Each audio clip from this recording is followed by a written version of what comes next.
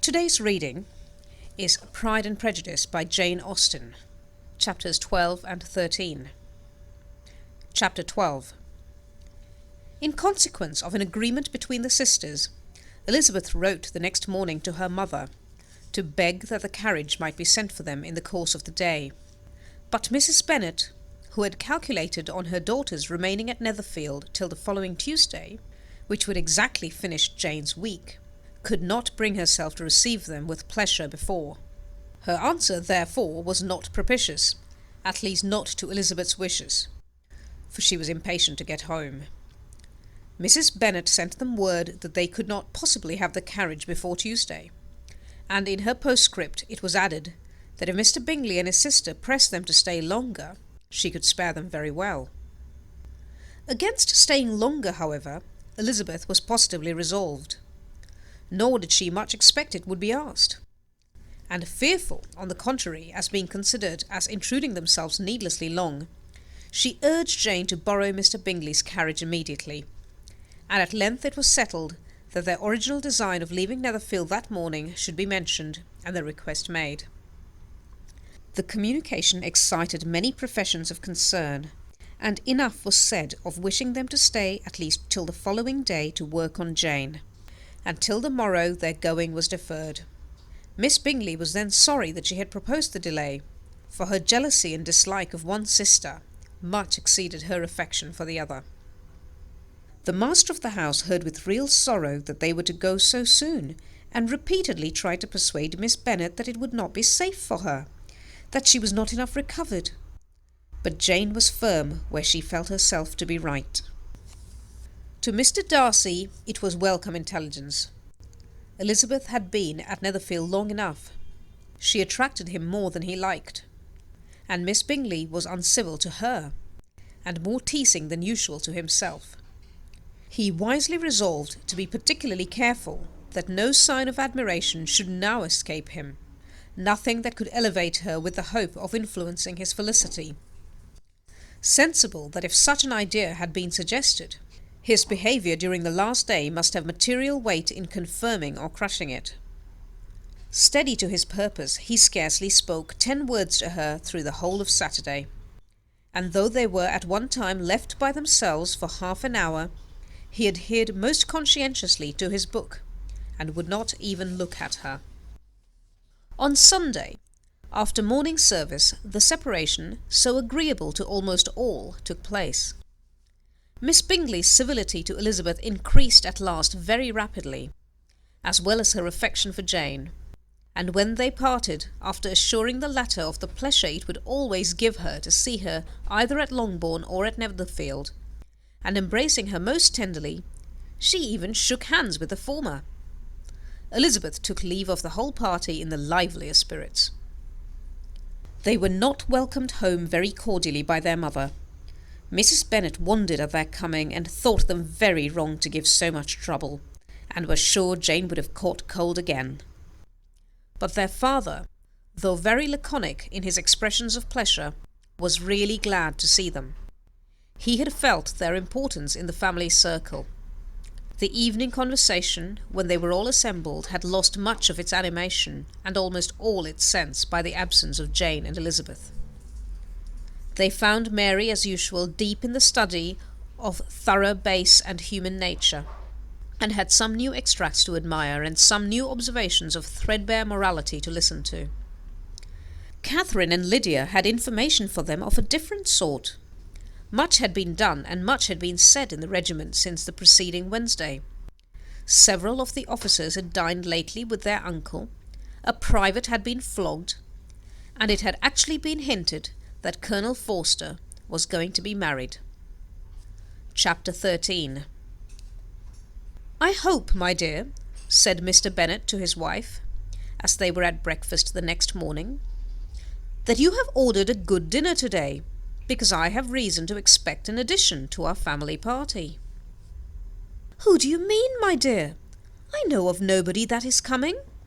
I am sure, unless Charlotte Lucas should happen to call in, and I hope my dinners are good enough for her.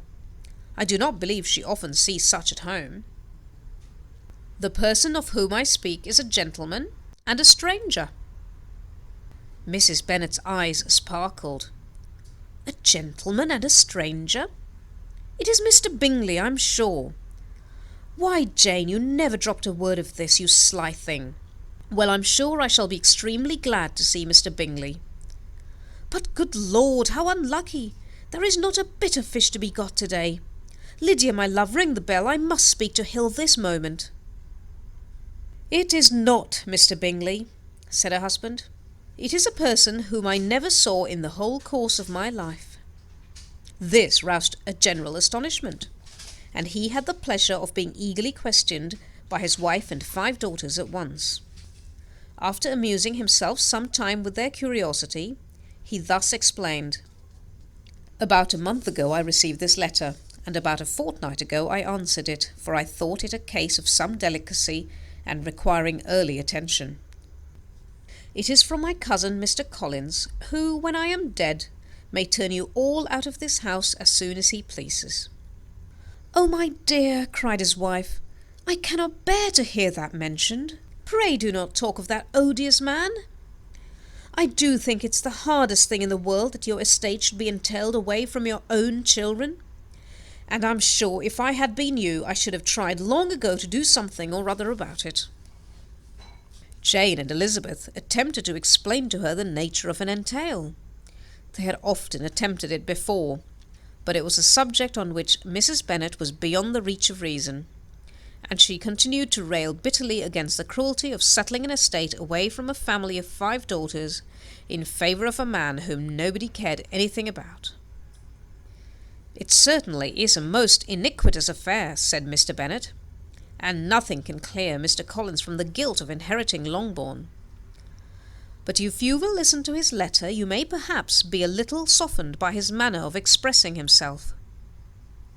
No, that I am sure I shall not, and I think it was very impertinent of him to write to you at all, and very hypocritical.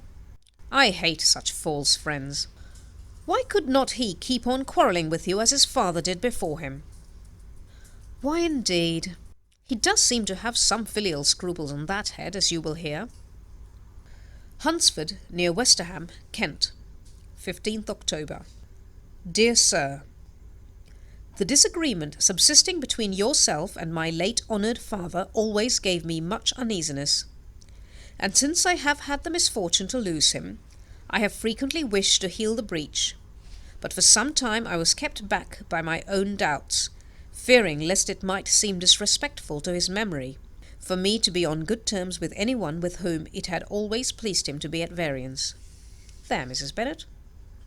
My mind, however, is now made up on the subject, for having received ordination at Easter, I have been so fortunate as to be distinguished by the patronage of the Right Honourable Lady Catherine de Bourgh, widow of Sir Lewis de Bourgh, whose bounty and beneficence has preferred me to the valuable rectory of this parish, where it shall be my earnest endeavour to demean myself with grateful respect towards her ladyship, and be ever ready to perform those rites and ceremonies which are instituted by the Church of England.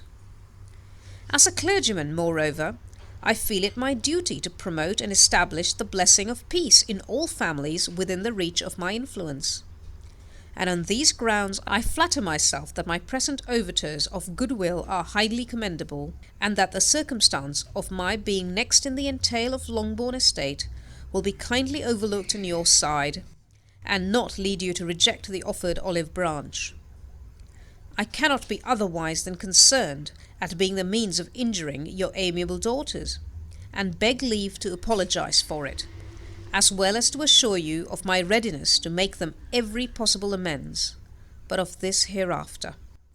If you should have no objection to receive me into your house, I propose myself the satisfaction of waiting on you and your family Monday, November 18th by 4 o'clock, and shall probably trespass on your hospitality till the Saturday se'nnight following, which I can do without any inconvenience, as Lady Catherine is far from objecting to my occasional absence on a Sunday, providing that some other clergyman is engaged to do the duty of the day. I remain, dear sir, with respectful compliments to your lady and daughters, your well-wisher and friend, William Collins. At 4 o'clock, therefore, we may expect this peacemaking gentleman, said Mr. Bennet as he folded up the letter. "He seems to be a most conscientious and polite young man, upon my word, and I doubt not will prove a valuable acquaintance, especially if Lady Catherine should be so indulgent as to let him come to us again. There is some sense in what he says about the girls, however, and if he is disposed to make them any amends, I shall not be the person to discourage him. Though it is difficult," said Jane, "to guess in what way he can mean to make us the atonement he thinks our due. The wish is certainly to his credit." Elisabeth was chiefly struck with his extraordinary deference for Lady Catherine, and his kind intention of christening, marrying, and burying his parishioners whenever it were required. "He must be an oddity, I think," said she. "I cannot make him out. There is something very pompous in his style. And what can he mean by apologizing for being next in the entail? We cannot suppose he would help it if he could. Can he be a sensible man, sir?" "No, my dear, I think not. I have great hopes of finding him quite the reverse. There is a mixture of civility and self-importance in his letter which promises well. I am impatient to see him." "In point of composition," said Mary, "his letter does not seem defective. The idea of the olive branch, perhaps, is not wholly new, yet I think it is well expressed." To Catherine and Lydia, neither the letter nor its writer were in any degree interesting. It was next to impossible that their cousin should come in a scarlet coat, and it was now some weeks since they had received pleasure from the society of a man in any other colour. As for their mother, Mr. Collins's letter had done away with much of her ill will, and she was preparing to see him with a degree of composure which astonished her husband and daughters. Mr. Collins was punctual to his time, and was received with great politeness by the whole family. Mr. Bennet indeed said little, but the ladies were ready enough to talk, and Mr. Collins seemed neither in need of encouragement nor inclined to be silent himself. He was a tall, heavy-looking young man of 25. His air was grave and stately, and his manners were very formal. He had not been seated long before he complimented Mrs. Bennet on having so fine a family of daughters, said he had heard much of their beauty, but that in this instance fame had fallen short of the truth, and added that he did not doubt her seeing them all in due time well disposed of in marriage. This gallantry was not much to the taste of some of his hearers, but Mrs. Bennet, who quarrelled with no compliments, answered most readily, "You are very kind, I'm sure, and I wish with all my heart it may prove so, for else they will be destitute enough. Things are settled so oddly." "You allude, perhaps, to the entail of this estate?" "Ah, sir, I do indeed. It's a grievous affair to my poor girls, you must confess. Not that I mean to find fault with you, for such things I know are all chance in this world. There is no knowing how estates will go when once they come to be entailed." "I am very sensible, madam, of the hardship to my fair cousins, and could say much on the subject, but that I am cautious of appearing forward and precipitate. But I can assure you, the young ladies, that I come prepared to admire them. At present I will not say more, but perhaps when we are better acquainted—" He was interrupted by a summons to dinner, and the girls smiled on each other. They were not the only objects of Mr. Collins's admiration. The hall, the dining-room, and all its furniture were examined and praised, and his commendation of everything would have touched Mrs. Bennet's heart but for the mortifying supposition of his viewing it all as his own future property. The dinner, too, in its turn was highly admired, and he begged to know to which of his fair cousins the excellency of its cooking was owing.